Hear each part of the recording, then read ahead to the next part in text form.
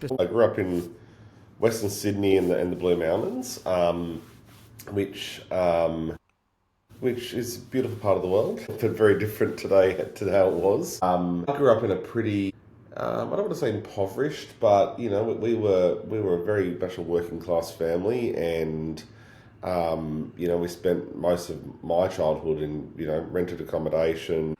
We moved around a lot, and unfortunately, it wasn't a particularly happy home for me. I've talked about this bef- before, and I had a few issues with some of my parents, and I was adopted, and then my parents got divorced when they were very young, when I was very young, which at the time was far more unusual than it is today.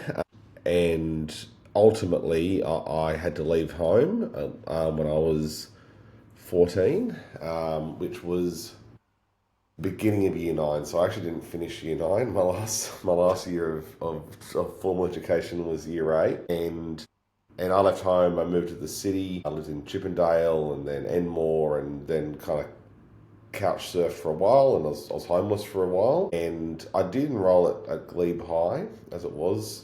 That school doesn't exist anymore, for a term, but ultimately I had to work to live, and so I dropped out of education. Yeah, beginning of year nine. I think I did the first term of year nine at Glebe High, and then started working.